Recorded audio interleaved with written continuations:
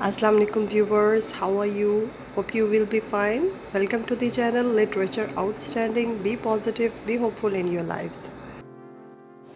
In this video I am going to give you a review of a very famous short story, Rappacini's Daughter by Nathaniel Hawthorne. It's a fantasy, a science fiction and a highly sentimental, emotional love story. Actually, it's the story of an obsessed, crazy scientist, Rappacini, and his beautiful daughter Beatrice, and how that innocent girl becomes the victim of her father's dangerous science experiments. In this short story, the writer has revealed some bitter realities of life, and he wants to tell us that nature has some limits, and someone tries to cross those limits. Nature has its own way to teach such person, and the same thing happens in this story, Rappacini's Daughter. First, I will explain the story, and later on there will be a short and brief review of the story. So let's start the story, but before that, those who are new to this channel, subscribe the channel Literature Outstanding and hit the bell icon for future videos. Another important thing before starting the story, the names of the characters and places used in this story are from Italian origin, so I might be wrong in my pronunciation somewhere. In that case, please accept my apologies in advance. The story begins and takes us into North Italy, maybe during the 16th century, when this place was the seat of knowledge and scholarships. And we see that a beautiful, handsome young man, Giovanni, enters into the city for his higher education in University of Padua. Giovanni was a stranger in the city and had little money in his pocket. That's why he couldn't afford some expensive apartment or room in hostel of university. That's why he rented the room in an ancient dark place. The room was on top floor of the building. The building was actually the property of a noble family, and now it was looked after by a lady Elizabeth, and who rented the rooms of the building to different students of universities on low cost. The rented room was in very bad condition. It was ill furnished, it was dirty, and Giovanni was confused whether he should take that room on rent or not. Miss Elizabeth was a very cunning and clever lady, and she was trying her level best to convince the young man for taking the room on rent. When she saw that young man is still indecisive, she used her final trick. She told the young man that through the window of the room you can view a very beautiful garden which is property of famous Dr. Rappacini, and she never forgot to tell the young man that Dr. Rappacini had a very beautiful daughter, Beatrice, who lived in the brown house in the garden and helped her father in making strange medicines from these strange plants. When Miss Elizabeth was sharing all this information about Dr. Rappacini and his daughter, Giovanni opened the window and took the view of the garden, and no doubt the garden was very beautiful. It was full of strange type of colorful flowers. Then Giovanni noticed a middle-aged man working in the garden. He was examining the plants and he was very careful. During his examination, he was covering his face with the mask and he was wearing gloves, and it seemed that he's not working among the plants but among the wild beasts or poisonous snakes. During the examination, the old man stopped near the purple flower plant near the fountain and removed his mask and called a name, "Help me, Beatrice," and on his voice a beautiful face appeared in the garden. It was a beautiful lady, the only daughter of Dr. Rappacini. Yes, it was Beatrice. Giovanni was surprised and actually freezed after watching such a beautiful face in the garden. Beatrice was not only beautiful, but she had a strange type of attractiveness in herself. Giovanni noticed another important thing. He saw that the girl was very carefree in handling those plants. She was directly smelling them, touching them without wearing a mask or gloves like her father. So he was surprised why the father is so careful in handling those plants and why the girl is so carefree in doing so, and as a reader, we are also surprised. At this point, we are also told that Mr. Rappacini was well aware that some young man is standing in the window and watching in the garden. So after taking the view of the garden and after watching a beautiful face in the garden, Now Giovanni was very decisive in taking that room on rent, and finally the trick of Miss Elizabeth worked, and Giovanni took that room on rent. As I told you before, that Giovanni was a stranger in this city, having no family, no friends except one, and it was Professor Bioni, another important character of this story. And he was a researcher, a man of science, and a very good friend of Giovanni's father. Giovanni went to meet Professor Bioni and found him very hospitable and very good human being. During their meeting, there was discussion of Dr. Rappacini, and Professor Bioni introduced Dr. Rappacini, a great man of science, but at the same time a very dangerous man who cares more for science than human beings, and a man who can go to any limit for his science experiments. And Professor Bioni also suggested Giovanni to always stay away from such a dangerous man. Professor Bioni also talked about Beatrice and told that only a few lucky men in Padua found the opportunity to see that beautiful face, and at this point Giovanni felt himself so lucky because he had seen that beautiful magical face in the garden of Dr. Rappacini. After this meeting, Giovanni was very happy, and when coming back to home, he purchased a beautiful bouquet from a flower stall, and after entering into the room, he was once again standing in the window in hope of watching that beautiful face. Giovanni was lucky enough because he found that chance very soon. It was evening, and Beatrice was taking a walk in the garden. She was going close to every plant, every flower, and then she stopped near the purple flower plant and said, "Oh sister, give me your breath. Ordinary air makes me weak." Beatrice also plucked a flower from that plant and placed that flower on her hair. When doing so, few drops of dew fell on the ground from the flower and killed the insects crawling on the ground. A beautiful butterfly was flying near the Beatrice, but when it got the breath of Beatrice, it was dead in her hands, and Beatrice was very sad after seeing her dead.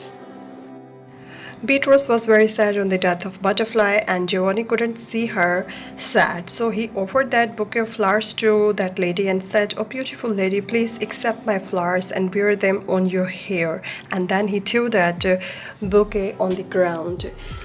Beatrice came near, accepted those flowers, said thank you to young man, and then she ran back to her home. Giovanni noticed that the flowers of the bouquet very soon started to wither in Beatrice's hand, but once again he was ignoring everything because the most beautiful girl of the Padua finally has accepted her flowers, and he was very happy. One day, Professor Bioni and Giovanni met in the street by chance, and during this meeting, when they were talking to each other, they saw a strange man on the street, and it was Dr. Rappacini, who was looking towards Giovanni in very strange manner.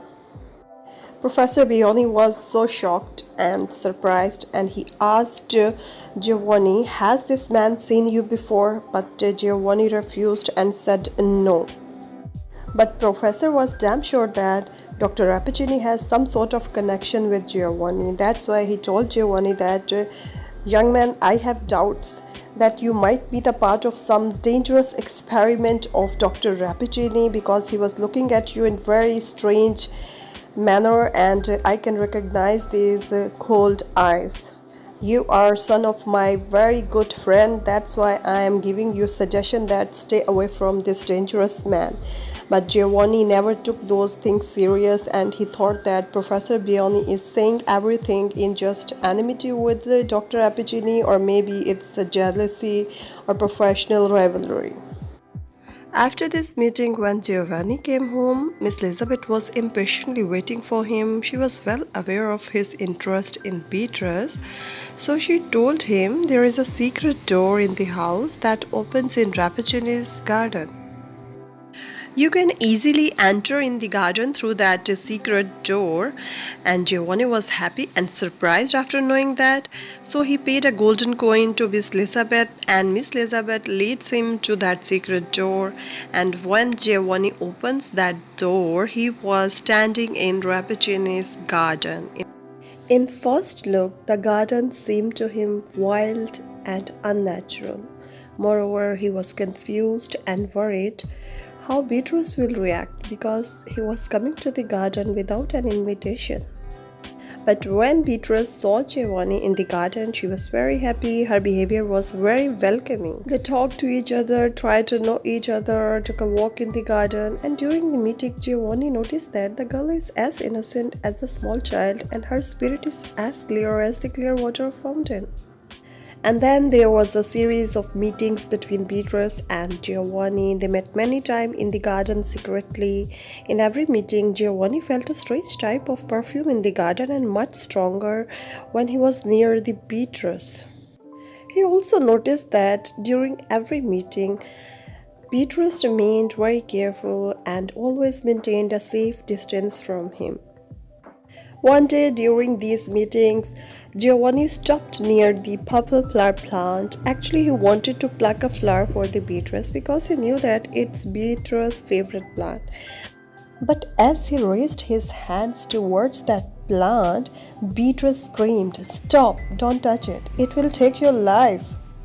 Then she hid her face in her hands and ran back to her home. Giovanni was surprised on this behavior and then he left the place. Once again in the story it is told that Mr. Rappacini is not unaware of the secret meetings between Beatrice and Giovanni. Actually he is keeping an eye on them and at this time he was also standing in the window. At night when he was lying on his bed, Giovanni was continuously thinking about the odd behavior of Beatrice and he was also thinking how a plant can take the life of someone, and during this thought he felt slept.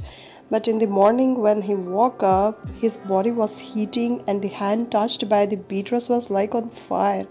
A purple mark also appeared on the hand, but he was ignoring everything. He was only thinking about Beatrice and her behavior and about her magical beauty.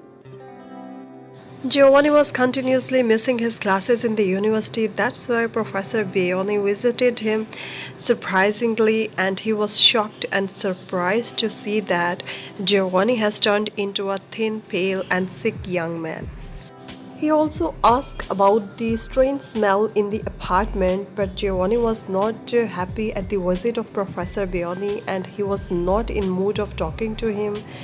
Professor Bioni was a very wise man and he can easily smell that Giovanni is trying to hide something, and maybe he also knows that what he is trying to hide. Professor Bioni wanted to convince the young man at any cost. That's why he also narrates the story of Alexander the Great and of an Indian prince who sent a very beautiful girl to Alexander as a gift.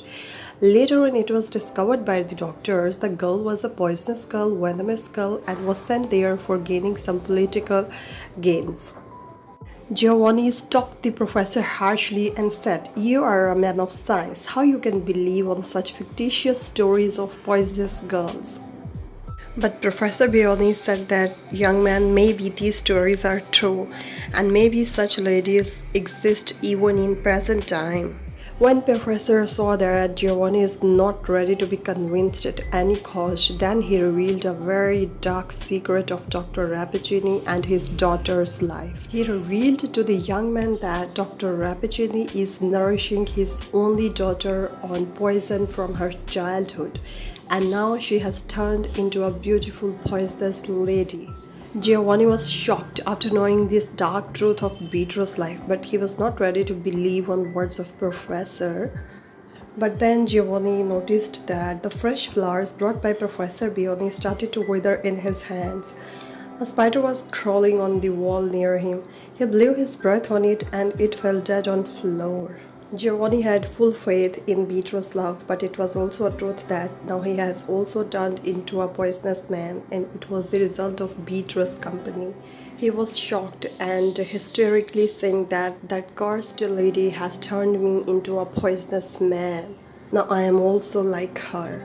But Professor Bioni consoled the young man and said, "Don't worry, young man, I have something for you." And then he gave him the silver bottle of antidote. It's one of the strongest antidote in the world, and it can kill even the strongest poison in the world. My boy, take it and also give it to Petrus. It will help you and give both of you a normal life. Giovanni put the bottle of antidote in his pocket and he was ready to go to garden because it was time to meet Petrus. Giovanni was sad as well as angry. After entering into the garden, he was shouting at the Petrus, "Why did you do this to me? Why you have turned me into a poisonous man like you?" Then Giovanni blew his breath on an insect flying near him and said, "Look, it's dead. Now I am also like you. I am also a poisonous man. And you have did all this. You have betrayed me in name of love. Why you have betrayed me? Why you have made me a prisoner of this garden?" And Petrus said, "Yes, it's true. I'm a prisoner of this garden, but you are free to go anywhere.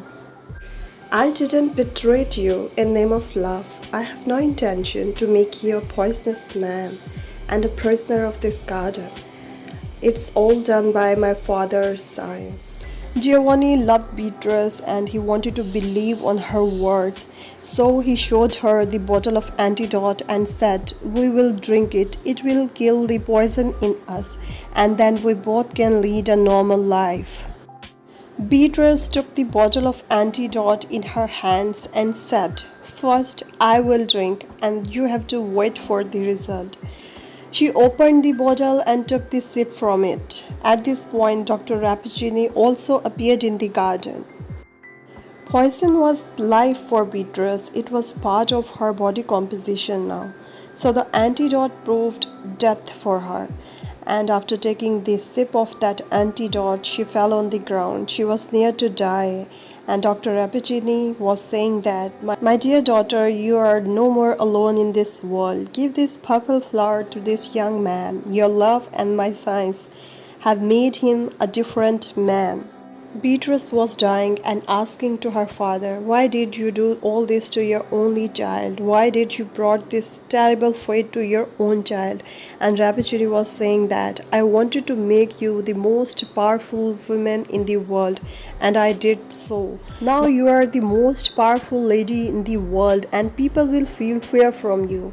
But Beatrice said, "Father, I would rather have been loved, not feared." And then she took her last breath in the feet of Giovanni and Dr. Rappacini. Professor Vioni was watching everything standing in the window, and he said to Rappacini, "Rappacini, is this the result of your experiment? Is this what you wanted to do?" And here this sentimental, emotional story comes to an end. And now time for its review. In review, first I want to talk about the genre and basic concept of the story. The story is actually based on the concept of a poisonous girl. Apparently, it seemed that Nathaniel Hawthorne has taken inspiration from the concept of Vish Kanya or venomous girl, the concept found in Eastern history. And this inspiration is very obvious in this story because Professor Vioni also narrates the story of Alexander the Great and the Indian prince and venomous girl. But it was the skill and expertise of Nathaniel Hawthorne that he has turned this Gothic idea into a beautiful fantasy, into a science fiction, and into a beautiful love story, because the Rappacini's Daughter by Nathaniel Hawthorne meets all these standards very well. Another important point which I want to discuss in the review is the characterization of the story, which is very strong, and I will discuss only the major characters. First, I want to discuss the character of Giovanni. He is presented as a student and as a lover of Beatrice, and not a bad lover. He fell in love with Beatrice at first sight, and in the beginning it seemed that maybe it's just infatuation and not the real love. He also showed his trust and faith in Beatrice's love, and he not easily believed on the words of Professor Vioni. These words and action showed him in a bad light, because Beatrice also feel these words as stone in her heart. At the end, he is left as a remorse and repentant lover because it was Giovanni who bring that antidote for the Beatrice. So overall, not a bad character, not a bad lover. And I want to discuss the key character of this story, Beatrice. She is also the heroine of this story. She is the symbol of innocence, purity, and simplicity. A beautiful girl with golden heart, and there are few characters in the world of literature who are as innocent as Beatrice. She is presented as a daughter and as a lover in this story, and in both roles she remains successful. She is a non-complaining type of character, just like Desdemona and Ophelia of Shakespeare's play. She has no complaints against her father. Her father is giving her poison from her very childhood and she has turned into a poisonous lady, but she has no complaints against her father because we never listen even a single word she spoke against her father. Even when Giovanni blamed her for betraying him in name of love and for making him a poisonous man, she said very innocently, "No, I didn't do this. It's all done by my father's science." She never said that it's all done by my father. She said, "It's all done by my father's science." These words are actually the true proof of her innocence. Only at the end of the story we come to know that Beatrice also has desires in her heart when she says that she wanted to be loved and not to be feared. She also proved herself a true lover by taking the sip of antidote first. Maybe somewhere she was also aware what would be the result of taking this antidote. But she took it and sacrificed her life for proving that she is actually a true lover. And last but not the least, the character of Dr. Rappacini, who is presented as an evil man of science, who is going against the rules of nature, crossing the limits of nature, and using his knowledge in negative way. In his contrast, the writer has presented the character of Professor Bioni, who is presented as good man of science, who is using his scientific knowledge for helping humanity as he brings the antidote for Beatrice and Giovanni. Dr. Rappacini is presented as a father and as a scientist in this story, and in both roles he remains a failure. As a scientist, through his dangerous experiments, what kind of service he is trying to give to humanity, it's not understandable. And according to me, for being a good professional, first you have to be a good human being. If you are not a good human being, you can't be a good doctor or good lawyer, good teacher or scientist or anything. As a father, he is giving poison to her own child, and he is treating her own child as a subject of science experiments. So there is no justification of these actions. This story reveals the dark shade of father-daughter relationship, which is one of the most beautiful relationships in the world. Apparently, it seemed that Beatrice never deserved a father like Dr. Rappacini, and Dr. Rappacini never deserved an innocent daughter like Beatrice. But this is life, and parents can't decide who will be their children, and children can't decide who will be their parents, and it's just the division of nature, and we have to accept this division. Another plus point of the story I want to mention in the review is the dialogues of the story. They are very catchy and interactive type of dialogue, just like the dialogues of a good movie. Plot and structure of the story is very strong. It has a proper beginning, middle, and there is element of suspense, imagination. So everything is in the poem. It's a good fantasy, good science fiction, and a sad love story. All the mysteries and all the riddles are solved finally at the end of the story, except a few. Like it is not revealed even at the end of the story that what Dr. Rappacini exactly wanted to do through his science experiments, and how did Professor Bioni know the dark secret of Beatrice and Dr. Rappacini. Somewhere we also feel that Miss Elizabeth is in alliance with Dr. Rappacini and maybe working as a secret agent of Dr. Rappacini, but it is also not mentioned. These are all guesses we are making as a reader and maybe as a viewer, you also.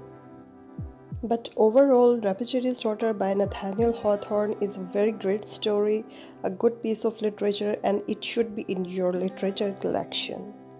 Very soon I will upload the Urdu dubbing of this video, inshallah. I have tried to present this beautiful story in a beautiful manner through this video, so if you like my effort, please comment me in comment section. If you like the video, please share it to your friends and family, and those who have not still subscribed the channel, please subscribe Literature Outstanding and hit the bell icon for future videos. Thank you very much once again. Be positive, be hopeful in your lives.